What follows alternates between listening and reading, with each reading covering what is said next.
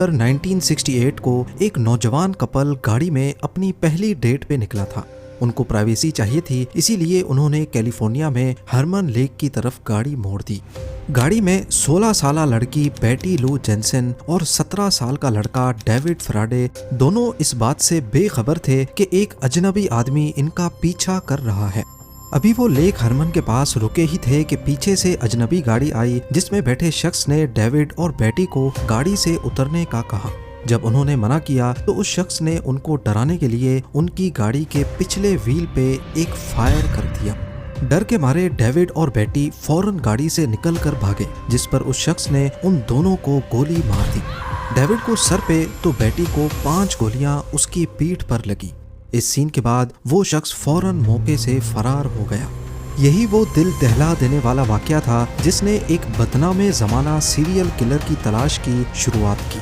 जी हाँ, हम बात कर रहे हैं ज़ोडिएक किलर की। ज़ोडिएक किलर 20वीं सदी के सबसे डरावने सीरियल किलर्स में से एक है। 1960s और 70s के दरमियान उसने अपने खौफनाक हमलों से पूरे सैन फ्रांसिस्को को डरा रखा था।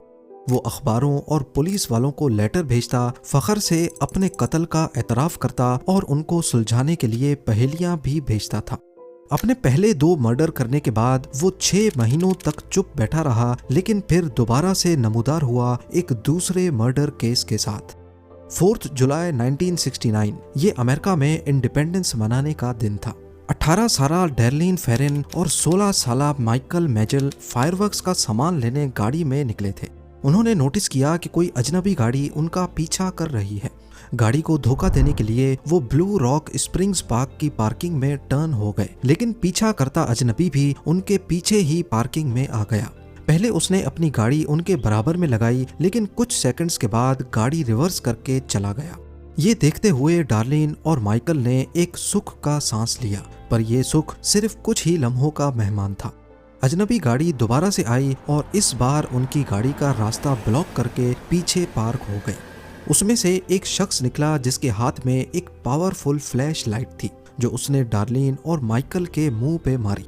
शुरुआत में उनको लगा कि शायद कोई पुलिस ऑफिसर है, लेकिन इसके साथ ही उस शख्स ने उन दोनों पर गोलियां चला दी और फौरन गाड़ी में बैठकर फरार हो गया। डार्लिन तो मौके पर ही मर गई, पर माइकल जख्मी हालत में जिंदा बच गया था। कुछ देर बाद पास मौजूद 3 बच्चों ने पुलिस को बुला लिया। माइकल ने कातिल का चेहरा देख लिया था, जिसकी मदद से पुलिस ने बाद में कातिल का स्केच बनवा लिया। इस वाक़े का सबसे हैरान कुन मरहला ये था कि उसी दिन कत्ल के बाद रात के 12:40 पर वेलियो पुलिस डिपार्टमेंट को एक अजनबी शख्स की कॉल आती है, जो वो किसी फ़ोन बूथ से कर रहा था, पर उसने कुछ बोलने से पहले ही फ़ोन काट दिया। ये ज़ोडिएक किलर की जानिब से पुलिस को की जाने वाली सबसे पहली फ़ोन कॉल थी। करीब 1 महीने के बाद 1 अगस्त 1969 को ज़ोडिएक किलर ने 3 अलग अलग न्यूज़पेपर्स को लेटर लिखे। उसने लेटर में लेक हरमन में हुए मर्डर्स और इंडिपेंडेंस डे पर ब्लू रॉक स्प्रिंग्स पार्क में मरने वाली लड़की के कत्ल की जिम्मेदारी भी कबूल की। अपनी बात को साबित करने के लिए उसने कुछ ऐसी डिटेल्स बताई जो सिर्फ पुलिस को पता थी, जैसा कि कौन सी बुलेट फायर की गई थी, कितनी गोलियां लगीं और विक्टिम्स ने कौन से कपड़े पहन रखे थे। लेटर के साथ ज़ोडिएक किलर ने एक इनकोडेड मैसेज भी साथ ही भेजा था और उसने डिमांड की कि ये साइफर अगले दिन न्यूज़पेपर में छप जाना चाहिए, वरना वो मजीद कत्लो गारत करेगा। ये इनकोडेड साइफर इंटेलिजेंस एजेंसीज को डिकोडिंग के लिए भेज दिया गया, लेकिन फिलहाल ये साइफर क्रैक ना हो सका। अगले दिन न्यूज़पेपर में साइफर पब्लिश होने के बाद सैन फ्रांसिस्को से ताल्लुक रखने वाले एक कपल ने इस साइफर को उसी दिन क्रैक कर लिया। उसमें लिखा था, I like killing because it is so much fun. It is more fun than killing wild game in the forest because man is the most dangerous animal of all to kill. Cipher में उसने ये भी लिखा था कि वो after life में believe करता है और जो लोग वो मार रहा है वो मरने के बाद वाली जिंदगी में उसके गुलाम बनेंगे। न्यूज़पेपर को लिखे लेटर्स के बाद 2 महीने तक खामोशी रही, पर ज़ोडिएक किलर एक बार फिर से नए केस के साथ नमूदार हुआ। 27 सितंबर 1969 को एक कॉलेज का कपल पिकनिक मनाने बेरिएसा लेक के किनारे पर मौजूद था। ब्रायन हार्टनेल और सेसिलिया शेपर्ड। उन्होंने नोटिस किया कि एक आदमी उनके करीब आ रहा है। उसने काला हुड पहन रखा था जिस पर ज़ोडिएक का सिंबल बना हुआ था। करीब आते ही ज़ोडिएक ने अपनी गन निकाली और कपल से पैसे और गाड़ी की चाबियां मांगी। ब्रायन के पास उस वक्त 75 सेंट्स थे जो उसने गाड़ी की चाबी के साथ उसको दे दिए। इतने में उसने ब्रायन को गाड़ी की चाबी वापस की और बंदूक के जोर पर उन दोनों के हाथ रस्सी से बांध दिए। फिर उसने अपना चाकू निकाला और दोनों पर कई वार किए। ये सोचते हुए कि दोनों मर गए हैं, ज़ोडिएक किलर वापस गाड़ी की तरफ गया और कपल की गाड़ी पर एक मैसेज लिखकर वहां से फरार हो गया। उस मैसेज में जगह का नाम, डेट, टाइम और हथियार का नाम लिखा था। पास मौजूद एक मछेरे को कपल जब जख्मी हालत में मिला तो उस वक्त उनकी सांसें चल रही थी। हॉस्पिटल ले जाया गया, लेकिन सिसिलिया जख्मों की ताब ना लाते हुए चल बसी, जबकि ब्रायन बच गया, जिसने पुलिस को वाकये के बारे में सब कुछ डिटेल में बता दिया। अपने पिछले कत्ल की तरह ज़ोडिएक ने उसी दिन रात को 7:40 पर पुलिस को फोन किया और मर्डर की सारी डिटेल्स बता दी। यहाँ पुलिस ने ज़ोडिएक की कार्रवाइयों में एक खास पैटर्न ढूंढ निकाला था। पहला, वो सिर्फ जवान कपल्स को ही टारगेट करता था। दूसरा, उसके हमले वीकेंड्स को ही होते थे या छुट्टियों के करीब। तीसरा, वो या तो रात के अंधेरे में हमला करता था या फिर शाम के वक्त जब हल्की हल्की रोशनी होती है। चौथा, वो जो भी कत्ल करता फखर से उसका एतराफ करता, जैसे अथॉरिटीज को चैलेंज कर रहा हो। पांचवा, ज्यादातर मर्डर्स वहीं किए जाते जो जाने माने डेटिंग पॉइंट्स थे। छठा, ज्यादातर मर्डर्स गाड़ी में किए जाते और आखिर में सातवां पैटर्न ये था कि ज्यादातर मर्डर्स पानी के करीब होते थे। इन 7 पैटर्न से ये जाहिर होता है कि शायद ज़ोडिएक मोहब्बत से मायूस है या उसकी लड़कियों से खास नफरत है, क्योंकि पिछले 3 में से 2 हमलों में लड़के बच गए थे। हालांकि पुलिस को इस बात का इल्म नहीं था कि ज़ोडिएक का अगला टारगेट इस पैटर्न को तोड़ने वाला है। पिछले मर्डर से सिर्फ 2 हफ्ते बाद 11 अक्टूबर 1969 को ज़ोडिएक ने पॉल स्टीन नामी एक कैब ड्राइवर को रात के 9:30 बजे रोका और उसे प्रेसिडियो हाइट्स की मैपल स्ट्रीट जाने को कहा। जब ड्राइवर अपनी मंजिल पर पहुंच गया तो ज़ोडिएक ने पहले गाड़ी रुकने का इंतजार किया और फिर पॉल स्टीन को पॉइंट ब्लैंक रेंज से शूट कर दिया। उसके बाद ज़ोडिएक उतरकर आगे पैसेंजर सीट पे बैठा और पॉल की शर्ट का एक पीस काटकर अपने साथ ले गया। इस मर्डर के दौरान पास मौजूद बिल्डिंग के 2nd फ्लोर से 2 बच्चे ये सारा मंजर देख रहे थे। उन्होंने फौरन पुलिस को इन्फॉर्म किया, लेकिन उनसे गलती ये हुई कि उन्होंने ज़ोडिएक का होलिया बताते वक्त उसका रंग ब्लैक बता दिया।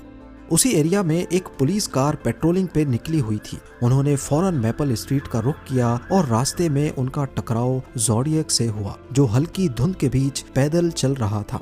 अब क्योंकि पुलिस किसी काले रंग के शख्स को ढूंढ रही थी, इस वजह से उनका ज़ोडिएक पर ज्यादा शक नहीं गया, क्योंकि ये ब्लैक नहीं था।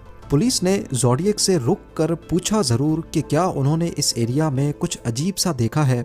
आगे से ज़ोडिएक ने बताया कि अगली गली में एक शख्स गन लहराता हुआ गया है, लिहाजा पुलिस जल्दबाजी में उसी डायरेक्शन में चली गई। हालांकि पुलिस ऑफिसर्स अगर उतर कर ज़ोडिएक को देखते तो उनको उसकी जैकेट पर खून के धब्बे नजर आ जाते। ज़ोडिएक एक बार फिर से पुलिस की गिरफ्त से भागने में कामयाब हो चुका था, लेकिन पुलिस को पॉल स्टीन की गाड़ी से ज़ोडिएक के फिंगरप्रिंट्स मिल गए। कुछ दिनों के बाद ज़ोडिएक ने न्यूज़पेपर्स को दोबारा से लेटर्स लिखे और पॉल स्टीन की हत्या का सारा किस्सा हूबहू बता दिया, और साथ में सबूत के लिए पॉल स्टीन की शर्ट का पीस भी भेज दिया। इस बार उसने स्कूल बस पे हमला करने की धमकी दी थी। इस धमकी से पूरे एरिया में खौफ की लहर दौड़ गई और पुलिस ने अगले कई हफ्तों तक सारी स्कूल बसेस का पीछा करना शुरू किया, लेकिन स्कूल बस पे कभी भी कोई हमला नहीं हुआ। जिन बच्चों ने ज़ोडिएक को देखा था उनकी मदद से ज़ोडिएक का एक नया फ्रेश स्केच बनवाकर तमाम टैक्सी ड्राइवर्स के बीच फैला दिया गया। पर इस बार ज़ोडिएक एक नए तरीके से मैदान में उतरा। टैक्सी ड्राइवर को मारने के ठीक 10 दिनों के बाद 22 अक्टूबर 1969 को ज़ोडिएक ने ओकलैंड पुलिस डिपार्टमेंट में फ़ोन किया और कहा कि वो मेल्विन बेली, जो कि उस वक्त एक जाने माने वकील थे, उनसे टीवी शो में बात करना चाहता है। ये चैनल 7 का टॉक शो था जो उस दिन वक्त से पहले ही शुरू हो गया। कुछ देर वेट करने के बाद ज़ोडिएक ने कॉल की, लेकिन फ़ोन काट दिया। जब अगली बार उसने फ़ोन की तो ये कॉल ज़्यादा टाइम तक चली। इस कॉल में ज़ोडिएक ने अपना नाम सैम बताया। पूरे शो के दौरान 35 बार उसने कॉल्स की, जिनमें से सिर्फ 12 ही ऑन एयर हुई। कॉल्स के दौरान वकील ने कुछ सवालात किए जिस पर सैम उल्टे सीधे ही जवाब देता रहा। बाद में मालूम पड़ा कि ये ज़ोडिएक ने कॉल ही नहीं की थी, क्योंकि जिन लोगों ने ज़ोडिएक की असल आवाज़ सुन रखी थी उन सब ने कहा कि ये ज़ोडिएक की आवाज़ नहीं है। इन्वेस्टिगेशन से मालूम पड़ा कि ये कॉल नेपा स्टेट हॉस्पिटल में मौजूद किसी मेंटल पेशेंट ने की थी। टीवी शो ड्रामा के चंद हफ्तों के बाद न्यूज़पेपर्स को ज़ोडिएक की तरफ से 2 और लेटर्स रिसीव हुए। इन लेटर्स के बीच में एक इनकोडेड साइफर था जो वो न्यूज़पेपर में दोबारा से पब्लिश करवाना चाहता था। पहला साइफर, जो कि एक ही दिन में क्रैक हो गया था, इस बार वाला काफी ज्यादा मुश्किल था, जो अगले 50 सालों तक डिकोड नहीं हो सका।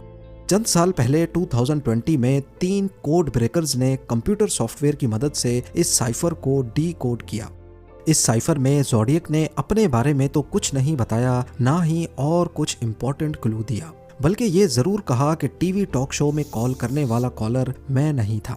जबकि साइफर के साथ जो लेटर उसने न्यूज़पेपर एडिटर के नाम लिखे थे, उसमें पुलिस को आखिरकार एक क्लू मिल ही गया।